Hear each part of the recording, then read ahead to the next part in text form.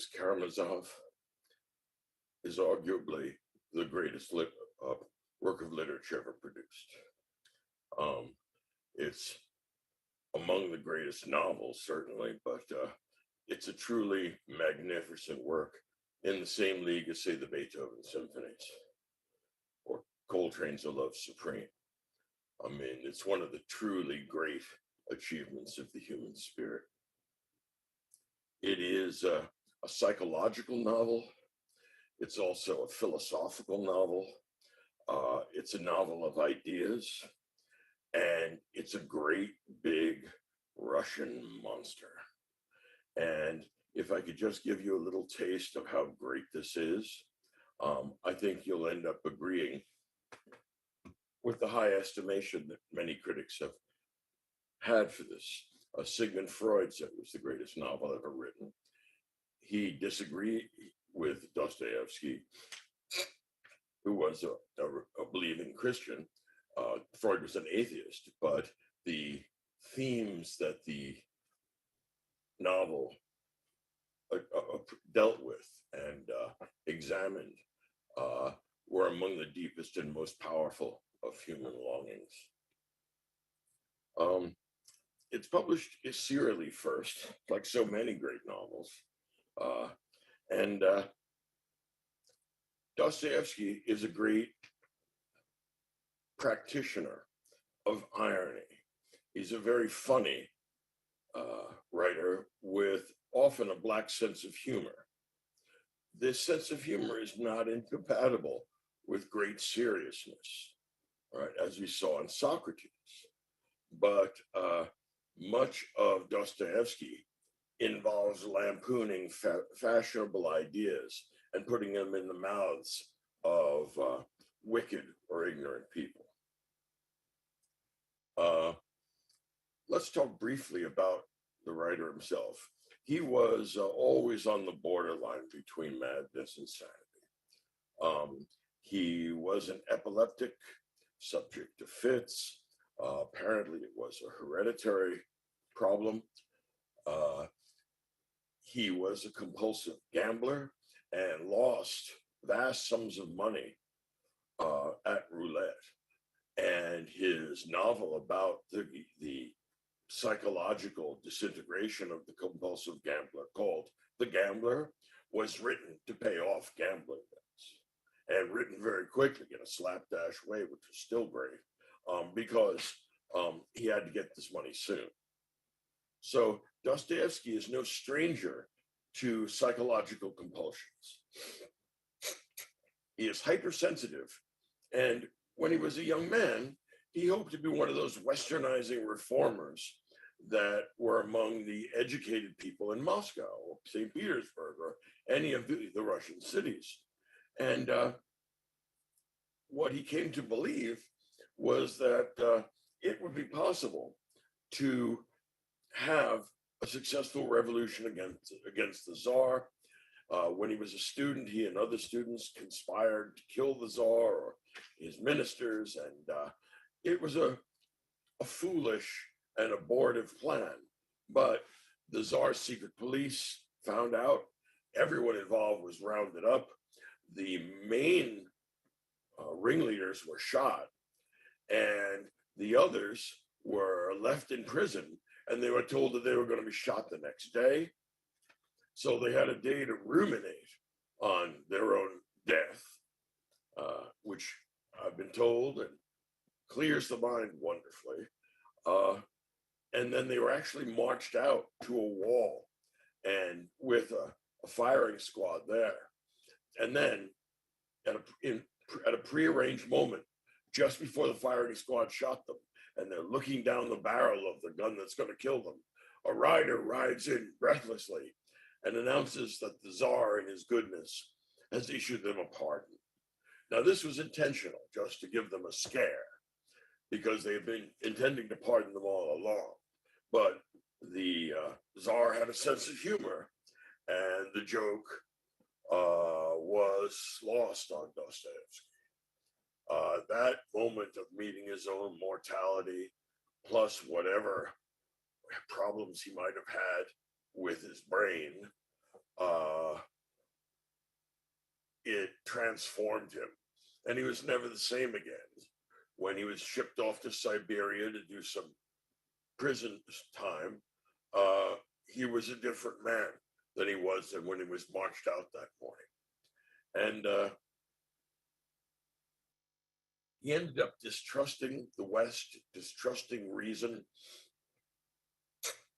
and deciding that Christianity, the kind of pure and mystical Christianity, which he thought embodied only in the Russian Orthodox Church, the other variants of Christianity being Western and corrupted, that was going to be the way in which Russia would emerge as the savior of the world. So he became something of a Slavophile and something of a reactionary, but he was an outright genius. And in the Brothers Karamazov, he's going to put together a set of ultimate questions, which are at the limit of what any work of art or philosophy, any work of science can possibly answer. The first question is, why is there evil in the world? And particularly, why does God allow evil in the world? The big question that animates the three brothers, Karamazov, after whom the novel is named, are, Father, why should I love you? This is meant towards their real father, who's a monster and has harmed all of them. And also, by implication, God the Father. Why should we love a God who allows this great evil in the world? So it's like Milton in the sense that it's going to be a justification of God's ways to man, but it's also going to be an examination of the human soul. Now, he takes from Plato the three parts of the soul, which are the gold, the silver, and the bronze. And for Plato, the gold is rationality. That's the rational part of your soul. The bronze at the bottom is your appetites and your desires, like desire for food, the desire for sex, the desire for whatever you want. And in between is what he called the silver part of your soul. And what that is spiritedness. It's a kind of righteous anger at evil or immorality. So the silver works on behalf of the gold to reduce that which is shameful and dishonorable. Well, the three brothers Karamazov are, in fact, personifications of those three parts of the soul. Dmitri, the elder brother, his name is derived from Demeter.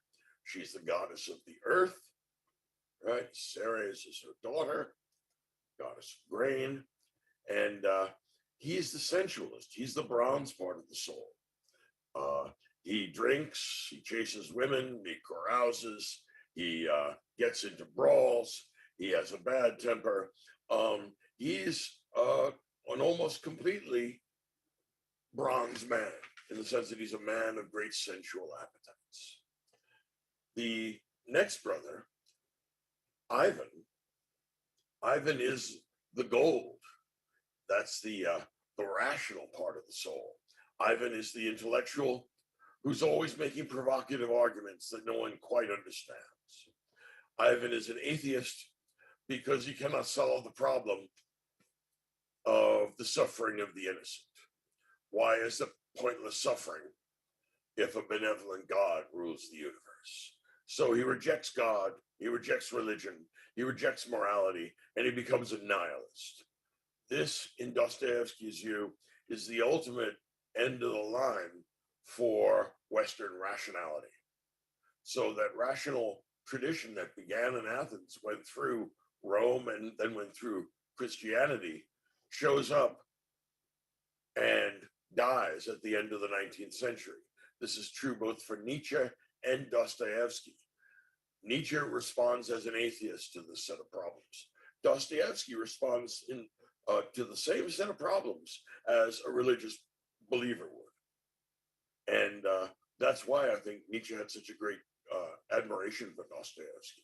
I believe he said, Dostoevsky is one of the few people that has anything to teach me about psychology. And that points to how deep Dostoevsky can be as a psychologist. Now, Alyosha is the brother who everyone likes. He's the youngest, and he is the brother that represents Christianity. In other words, he's the silver part of the soul, but the silver has been transformed from a Homeric spiritedness to a Christian spirituality. So the spiritual, rather than the spirited man, is going to be higher and more important than the rational man, who is admittedly above and better off than the purely sensual man. So what emerges in the Brothers Karamazov is a reconfiguration, a rethinking of the Platonic theory of the soul. Each of the brothers is a fragment of a soul looking to join its other parts. Like, in some ways, the myth that Aristophanes tells us in the Symposium. The best off is Alyosha. He's the youngest. Why? Because he has the right spiritual connection and the right spiritual stance towards being. So as far as Dostoevsky is concerned, in this case, the silver is on top, because the silver is the spiritual. This is the mystic path to Christianity. Below that will be the rationality of Ivan, which, if it is not given spiritual direction by Alyosha's spiritual insights, leads to nihilism and death and self-destruction. And that actually is what happens. Ivan adopts a nihilistic moral philosophy in theory. He tells it to the fourth son, Smerdyakov, and Smerdyakov actually kills the father. And then when Ivan talks to Smerdyakov, he finds out that he too is guilty of parricide. So the point I think that Dostoevsky is making is that simple rationality is not sufficient. What you really need is faith, and that makes it a sort of Augustinian novel. Okay. Beyond Alyosha and Ivan and Dmitri, there's a fourth illegitimate brother, and that's Smerdyakov. And Smerdyakov's name is derived from the French word merde, which means shit. So he's a disgusting shit. And he's the illegitimate brother kept by as a servant by the elder Dostoevsky, or by the elder Karamazov. And he is the son of stinking Lizaveta, kind of village idiot, fathered by the elder Dostoevsky himself. So there are four sons, actually, three legitimate, one illegitimate. None of them, except for Alyosha, knows why he should love his father. Either his father in the real world, the elder Karamazov, who's a drunk and a thief and a lecher and a generally disgusting human being who seems to have no virtues that are obvious. He's a liar and a cheat, and he's a petty criminal and a drunk. So he's a very bad foil for anyone looking for an example of divine love in this world. Everyone loves Alyosha. Alyosha loves everyone else. That's part of why, at the end, with Ilyusha and Captain Snigurov, he says, we have to join as one, and they end with a cheering for Alyosha. Each of the sons of Karamazov, with the exception of Smerdyakov, who commits suicide, embarks on finding the other parts of his psyche. At the end of the novel, Ivan has become mad. He's raving. He's hallucinating. He has a long talk with the devil. He announces to the court that he is guilty, and in fact he is. Infinitely more guilty than Dmitri, who's being convicted, and clearly he is pushed beyond this sterile rationality that he embraced in the section called particularly in the section called the Grand Inquisitor. Even Dmitri at the end says, "I've always loved God," and he too is connecting to the other parts, the other fragments of the soul. So there's a drive towards the three becoming one, and you can see why that would have powerful Christian overtones. All right. Now, the most famous section of the Brothers Karamazov is undoubtedly the Grand Inquisitor. And this is a truly hair-raising act of imagination. It really is. Dostoevsky is using this to gesture at the hollowness and the moral dilapidation, the anti-Christian tendencies of so much of what passes for Christianity.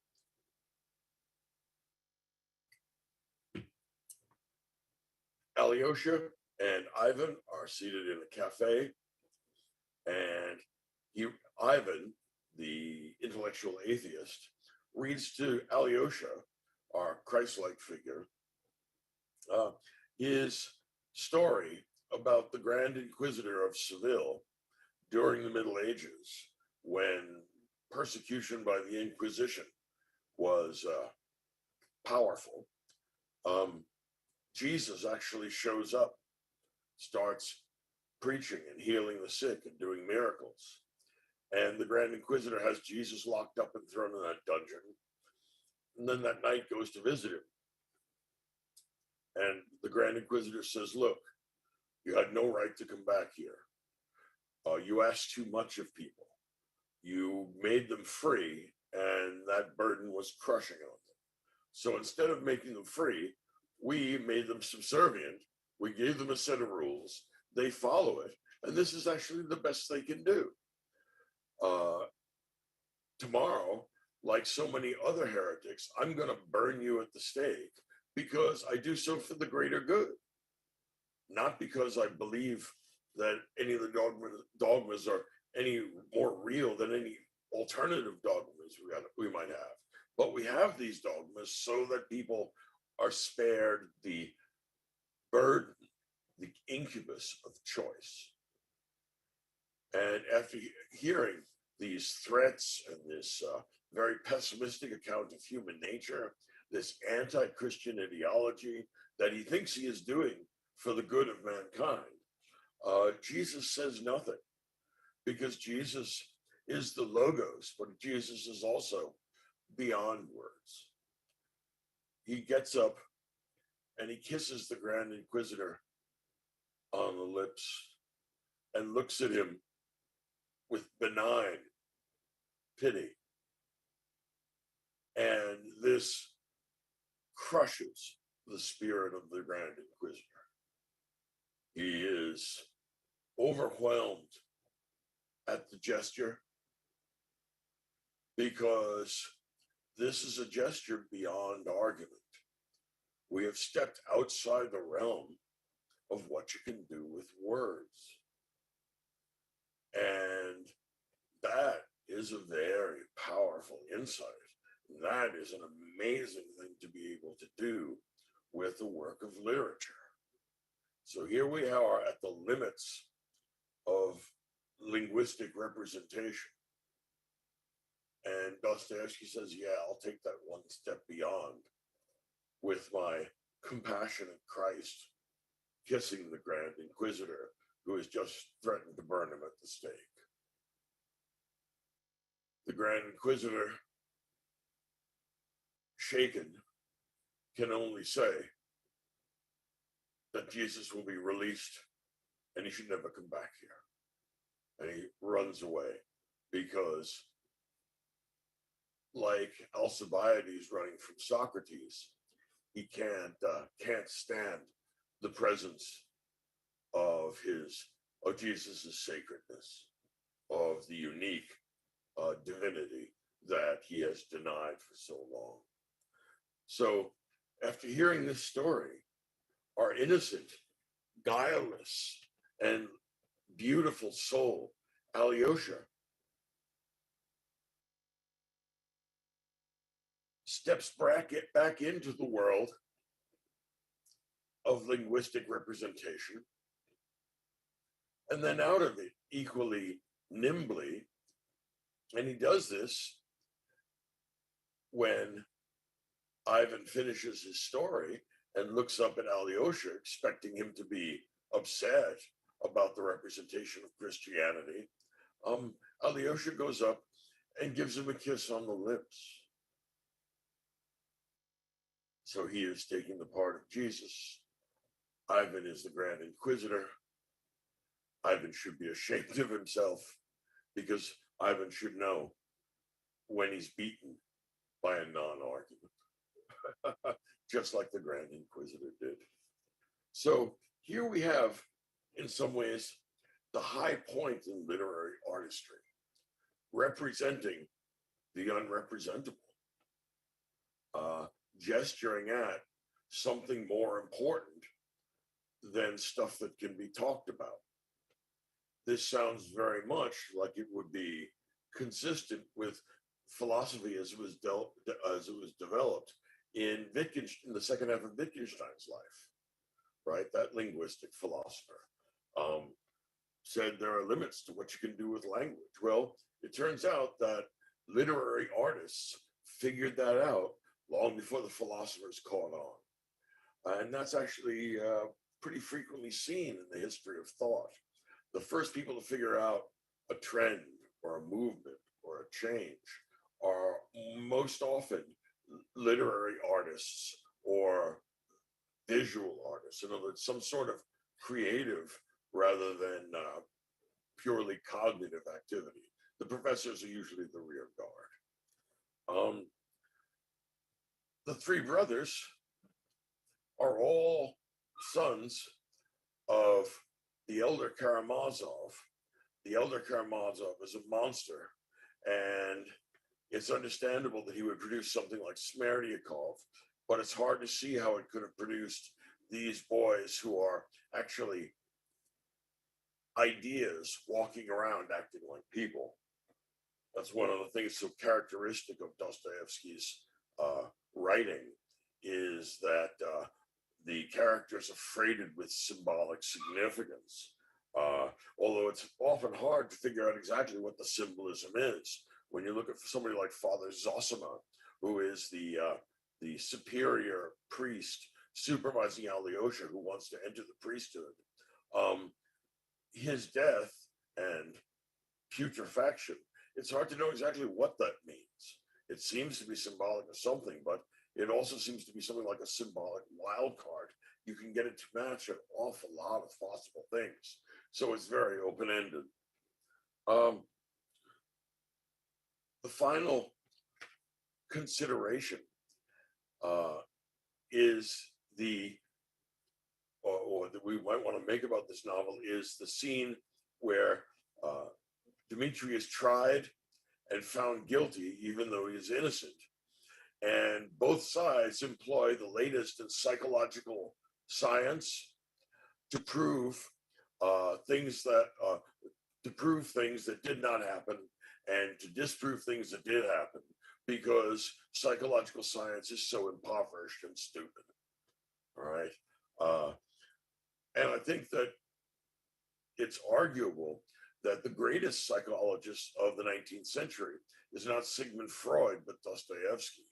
He's far deeper in his exploration, particularly of those dark crevices that exist within every human being, that are far from rational impulses towards self-destruction or intentional but unavoidable folly, obsession. Dostoevsky gives us a whole collection of intellectual pathologies and asks us to sort them out into a kind of moral whole. And here's the big answer to the question. Freud believes that every male has an Oedipus complex, which means he wants to kill his father and have sex with his mother. Dostoevsky asks a similar question. Father, why should I love you? Meaning the elder Karamazov, but also God the Father. Why should I love you, given that you caused me all this misery, given that you sent me in the world? A father like the elder Karamazov is a monster. Father, why should I love you? Well, Ivan asks somewhere in the novel, who has not wished for the death of his father? And that in some ways is the central motif, because it applies to both this worldly and otherworldly fathers. And the answer, which is the big answer of Dostoevsky's novel, is that there's only one man who has not wished for the death of his father. And that would be, you can stop here if you want and have a few moments to try and think about what the answer is, but all right, I'll tell you. The only man who has not wished for the death of his father is Jesus. And Jesus turns out to be the answer to the question that the novel poses. Father, why should I love you? Jesus. If Jesus loves his father and was tormented on the cross, you too should understand that you don't have cause not to love your father. All right. Wow. There's a lot in there. Michael, if you could now join us by turning on your camera. There he is. Hi. How are you, sir, today? Very well, thank you. I'm glad. There is so much in this novel that every time I was, while I was reading it over the past month, I was like, I feel like I need a notebook to just be taking down notes with questions as it comes. And the synopsis you just gave is excellent. We already have some questions coming in, which is amazing. But one of the things that I wanted to just start with was, and this is more key for Russian literature, I'm sure, but just the amount of characters. Yeah. And the amount of names and trying to keep track of them. And one of the questions that I just thought of, I come from more of a theater background. Obviously, there's a lot of literature and a lot of study in theater and everything like that. But you can only have so many characters when you're reading theater, because otherwise there's so many people on stage. But, are there any characters that you think, weren't necessary in his novel? Or do you think Dostoevsky really truly found meaning or purpose in all of them? And if so, why?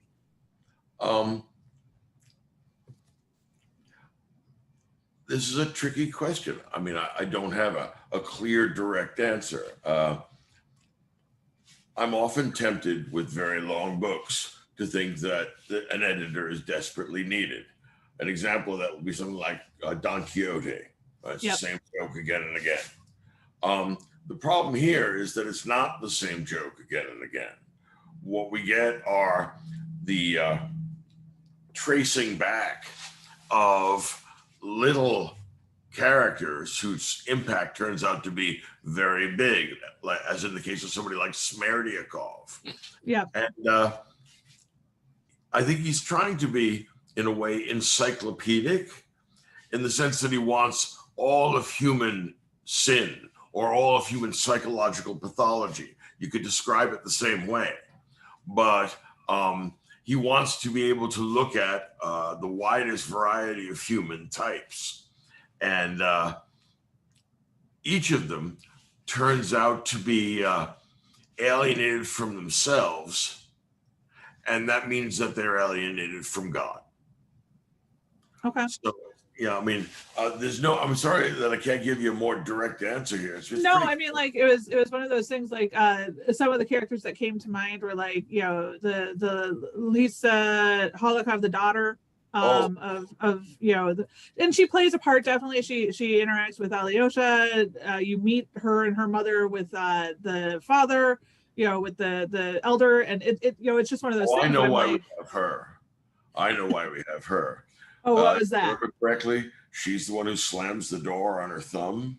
Oh, that's true. She's there for Oh, that you see, sin. there are times when I read Dostoevsky that I just have to put the book down.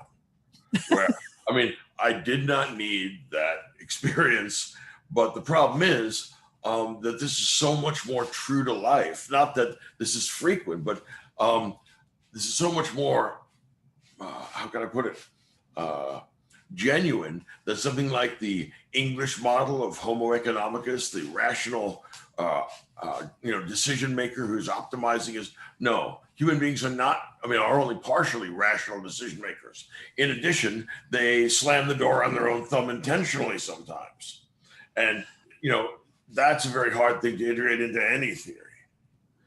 Well, and that goes to the next question, and I do see more coming in. I will definitely get to all of those.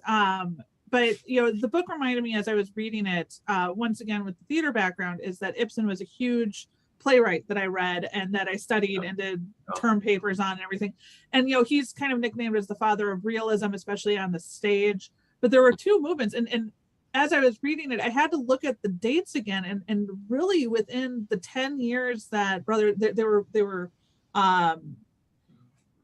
they were together, like in time frames of all of Ibsen's plays and all of Dostoevsky's novels. Within 10 years, Ibsen had written Hedda Gabler, The Master Builder, Enemy of the People, Doll's House. But the question kept coming up in my head is, what is the difference? Because Ibsen being a realist, and Dostoevsky is continuously compared as an existentialist. Yeah. And could you go into those two? Because they have very big similarities, but big differences too. Okay. Dostoevsky is going to give us a representation of, or an exaggerated representation of the human psyche. Okay. He's looking for the extreme stuff. And a lot of the extreme stuff is hard to understand. Think about Father Zosima bowing down to the elder Karamazov. What the hell does that mean? Nobody knows. There are lots of learned theories, but you're not going to get that kind of ambiguity in Ibsen. Ibsen, being a realist, wants to make it clear, and if he doesn't make it clear once, he makes it clear a number of times what he is trying to tell you. He is much more directly didactic. Dostoevsky, indirectly didactic. In other words, you're supposed to understand that the audience is supposed to sympathize with Dr. Stockman in an Enemy of the People. Who are we supposed to sympathize with in the brothers Karamazov? Intermittently, all of them, or some of them, but mostly, maybe I guess Alyosha, but even he turns out to have his blind spots. Yep. So I would say Dostoevsky's more pessimistic about human nature. Ibsen has a more optimistic, but to my mind, more sinister political program. If you've read the non-Boulderized version of An Enemy of the People, it's pretty Nietzschean and fascistic, because he's talking about those who have the right blood to run society and all the rest of this jazz, which is very inconvenient. Well, and it's just an interesting comparison between two contemporaries. That was the word I was searching for earlier. Two contemporaries, because they lived in very different locations. Ibsen was Norwegian, Dostoevsky in Russia. But like a lot of the theories, a lot of the political statements, a lot of just the questioning of humanity in the end of the 19th century was definitely involved with both of their works. And so that's why I wanted to ask the question, was because I started seeing a lot of similarities with what I was reading in certain characters. There are certain things that cross disciplinary lines, and multiple authors use them. This is happening at the same time that Nietzsche is writing his philosophical works, which overlays both Ibsen and Dostoevsky. They're all dealing with a complicated set of interrelated problems. Awesome. Okay, so I'm going to stop hogging you with my ultimate questions and get to some of the ones that have come in. We did have one from registration that I want to start with. Was Dostoevsky sympathetic to progressive Russian politics? And how do the brothers reflect his ideas about empire, progress, etc.? Okay. As a young man, he was well disposed towards the westernization, modernization idea that was popular in progressive political circles at universities. That's what caused him to join a rather inept revolutionary group. They were swept up by the Tsar's secret police, and then he had his encounter with death. Thereafter, he no longer had the optimistic view of human nature that you need to sustain progressive politics. In other words, progressive politics is incompatible with an Augustinian conception of human depravity. You need to believe, in order to have progressive politics, that people are intrinsically good. Regrettably, that leaves you with the problem of explaining how it is they became so bad. And so there's no good way out of many of the problems and the connected issues that are dealt with in Dostoevsky. Okay. Going on that, because we all know that within 40 years or so, 30 or 40 years of the brothers Karamazov, final Tsar was assassinated with his family. We went to a more socialist regime. What was the impact of the novel within its time, and particularly regarding any impact on Russian politics? He was, since Dostoevsky's novels are Christian and deeply critical of westernizing progressive tendencies, which is what Bolshevism is in a way. It's positivism imported from Europe, imposed on political life. We don't need democratic input. We can have centralized planning. We can have Lenin and Stalin.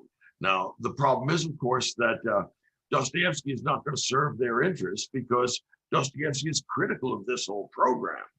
And he predicts, of course, that human wickedness will win out against these progressive hopes and desires, and that the result will be catastrophic. So if you ever get a chance to read Dostoevsky's novel, The Devils, it's sometimes translated as The Possessed, it is the worst, the most caustic takedown of would-be revolutionaries and what their psychic state really is. It's one of the most devastating novelistic critiques ever written. So the Bolsheviks didn't like Dostoevsky, and Dostoevsky, who didn't live to see them, wouldn't have liked him if he had. That's fair. I probably started studying more Russian history in the early 20th century, so it's kind of interesting to see similar things leaking into literature in Russian, especially the political side of things. And we could probably talk all day just on the political regimes of Russia in the time. What does it mean? This is a question that came in, and I have a similar one as well. What does it mean to be Karamazovian? It means to be spiritually twisted. It means to be tied up in knots. It means to be at a spiritual impasse, and it means that you are only at best partially rational. Okay. I was wondering, you had brought the end of the book into your lecture a little bit, and it inspired another question of mine that I really quickly wrote down here. But we were talking all through the book. It's mentioned the passions of the Karamazovs, right? Like, it's almost like a sickness of being part of that family, is this overly passionate, bad choices, bad decisions, that type of thing. And yet at the end, they cheer Alyosha. They cheer for his thoughts. They cheer for Karamazov. It's hurrah Karamazov. It depends on the translation you read. But is this a statement of Dostoevsky's regarding how one should live? And so is Alyosha exempt from being Karamazovian versus his brothers? All of the brothers are on a journey, and they're in the process. It will be a successful journey of psychic integration. Remember that we talked about them being fragmentary. Well, the first guy to pull together the gold, the silver, which is the spiritual, the rational, and the emotional, or the appetites, is Alyosha.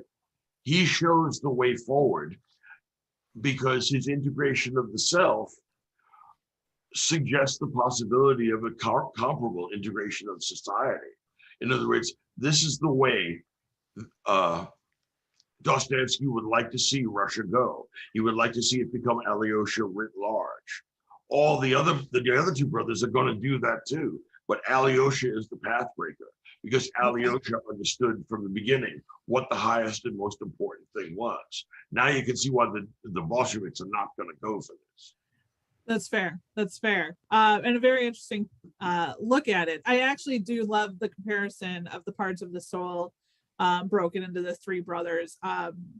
You notice it when you're reading, but without that background of those descriptions, you don't necessarily pick up on that, but you know that each brother is representing three different aspects of human nature is how I read it originally. And then I re-listened to your lecture and I was like, oh my gosh, that makes so much sense.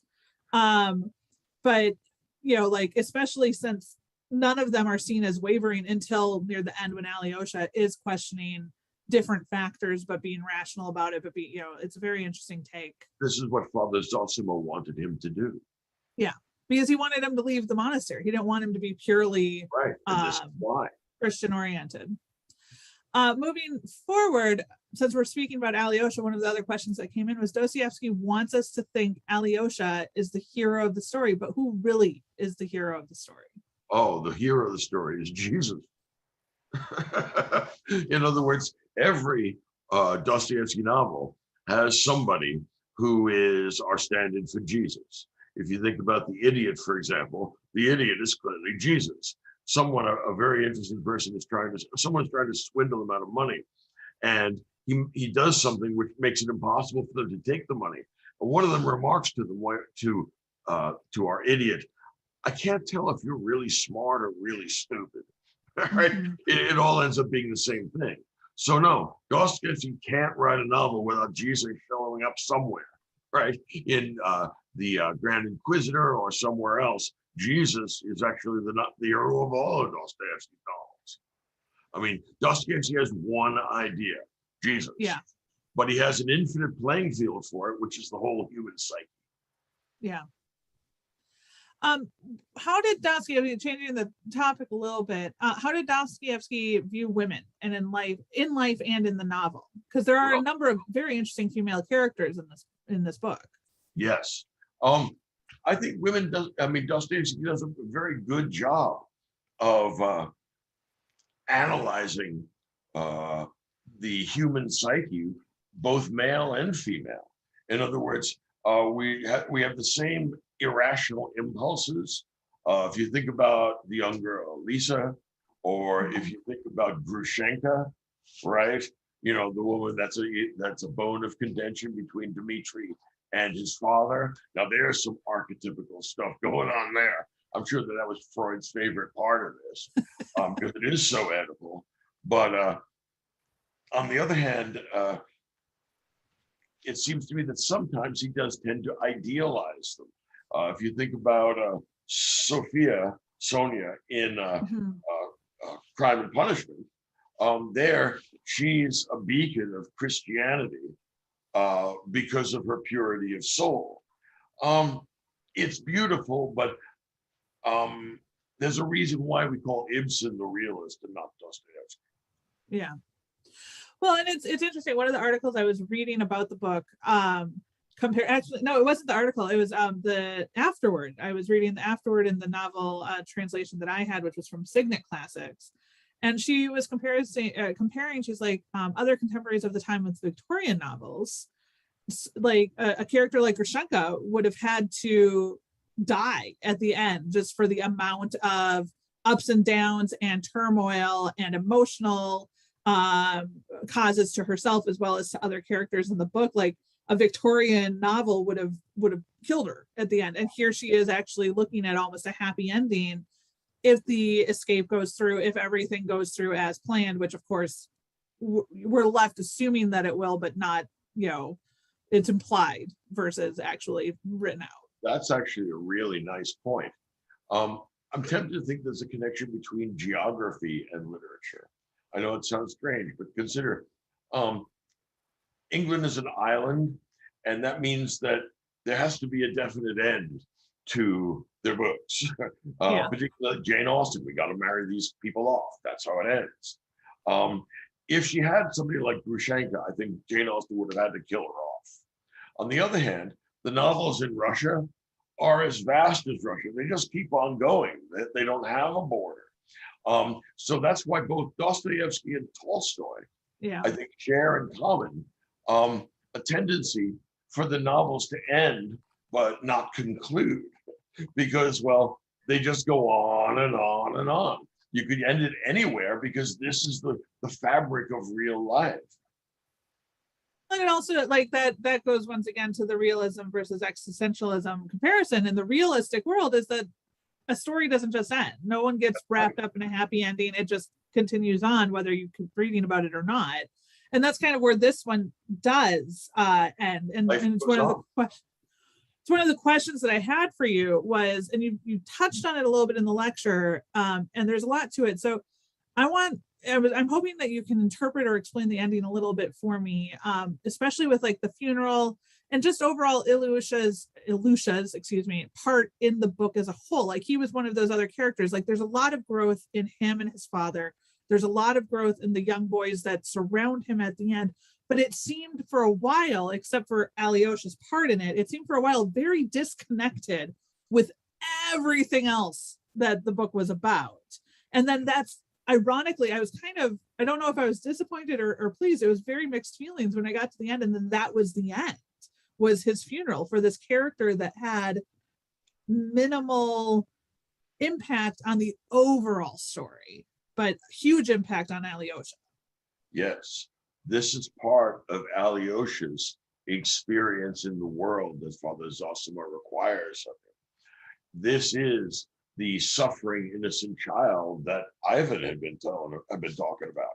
This is what bars Ivan from religion, at least initially. So now Alyosha is bringing the other boys together. Remember that the young child, the captain's son, hated him at first. And the other boys joined in. They all hated Alyosha. But Alyosha loved them back, and his love conquered their hate. And at the end, they realized that they could live and accept the outlook that Alyosha had because of the power of the love he showed. So it overcomes what barred Ivan from being Alyosha. That's why we need. That's why his funeral is the end of it. We have overcome that objection, and we have done it symbolically, not just using words. In other words, this is not C.S. Lewis. What this is a very different kind of speech. Okay, I could see that. Thank you for that. Like, it was just one of those moments. I closed the book and I was just like, I spent all of that time to get to there, and I'm that confused. One of the questions that just came in is, could Father Zosima bow to Fyodor parallel to foretell Christ's kissing of the Grand Inquisitor or Alyosha kissing of Ivan? I have a much better understanding of what's going on in the symbolism of Alyosha kissing Ivan. What it is an inversion, a recapitulation of Judas kissing Jesus. Okay. Remember, Jesus is betrayed to the kiss from Jesus. Well, this is the opposite. This is Jesus kissing the Grand Inquisitor, and instead of betraying him, he is offering him infinite love. Okay, so what would be Father? So there's essentially three times. There's the kissing of the prisoner to the Inquisitor. There's the kissing of Alyosha to Ivan, which can parallel each other. But then there is this bow at the beginning of the novel, and every 100 pages, I'm like, oh, this is why he bowed, and then something changed it. It's like, but what would be, is there a parallel in the book? Like, the only parallel I really found as to why Dmitri ran out so aghast at this symbol, at this action, was because it was almost a mirror of what Katerina did to him originally, and it was almost like this foreshadow of, that's the person you should be with, not with the, but then Grushenka's relationship with him improved and became better. So I was like, I don't know if that's correct or not. Yeah, Grushenka, who we thought was so corrupt, when Ivan greets her with love and respect, turns out to be actually a really humane individual. Not Ironically, at all. not until Alyosha spoke with her. That's right. Alyosha's presence with her is what changed her around. Well, again, this is why, of course, Alyosha's influence on the next generation is so important with the boys. Hooray for Karamazov! But when we come back to Father Zosima and his bowing, here this could mean any of 100 things. I mean, I honestly don't have one good. I mean, I can give you a good account of the kiss and the connection back to Judas. Here, there are lots of different ways of guessing your way through this. One that I would be tempted to do is that Father Zosima somehow understands that despite the fact that the elder Karamazov is a despicable, evil human being, this too is part of what the Lord has made. So he says, look, I'll accept your evil because this is a world that God made and said it was good. And if he says it was good, then there's something good about even you beast, you monster. And I want you to see that I recognize that. Now, I don't know if that's right. I mean, I'm on much shakier ground than I would be in other possible things you might come up with, but that's the best I can do. Well, we're wrapping up on time. I have one more question for you, but I do have to say that this book just completely inspired like a lot of philosophical, religious arguments. Like I think, before we started the webinar today, I was like, I would have eaten this up and said I didn't have it in college because this was exactly the type of arguments I loved getting into in college time. But can you go just a little bit into Dostoevsky's literary influences? One of the things I was very impressed with how well read he was and what he brought into the novel. Like obviously Shakespeare plays played a heavy hand in a lot of his references throughout the book, as do some other Russian authors. Could you elaborate a bit just on his experience with literature and also just key influences for him? Well, in some ways, the Dostoevsky novels are comparable only to Tolstoy's novels. Now they have their fundamental difference, like right and left-handed battles in their outlook on the world and in the way they think that literature should engage with the world. But after Dostoevsky finishes The Brothers K, which is his last novel, I have a little bit of the sense, and I think many literary figures have. I mean, if you think about Ellen Bloom's book, The Anxiety of Influence, if you come a generation after Dostoevsky and you want to be a novelist, you really do have some work to do, because it's a little bit like Beethoven's Ninth Symphony. There's a certain sense that you get if you're present at a performance that nobody should write symphonies anymore because there's nothing more to do with it. The form itself is finished. But there are novelists that persevere into the 20th century. I don't know that there's any significant difference or influence of James Joyce on of Dostoevsky on somebody like Joyce. He's an anti-Christian kind of neo-pagan writer. He's an aesthete very much different from the ethically focused Dostoevsky. On the other hand, if I were to look at the great German novelists, the other great novelist of the 20th century, Thomas Mann, the infinite expanse of the novel, I think that is something that Mann and Dostoevsky both have, and both are trying to create an entire universe. Okay. So they can move from different levels of detail and different levels of symbolism to create a beautifully integrated whole. So that, I would say, is one of the pretty clear connections. All right. Well, thank you so much, Michael. I really do appreciate it. It's always a pleasure. Always fun to just talk with you about these novels, especially now that we're out of the philosophical and political novels, but yet we're still there in the fiction sense. So it's just amazing. Well, thank you very much. Thank you. If you are enjoying the Classics Revisited series with Professor Michael Sugrue, our next webinar will be on November 9th, and will be Thomas Mann's, who we just talked about as being influenced by Dostoevsky, possibly, and The Magic Mountain, which will be on our website shortly so that you can sign up, and we'll be sending out an email as well. We will also be doing one more book in December for this year, of James Joyce's Ulysses.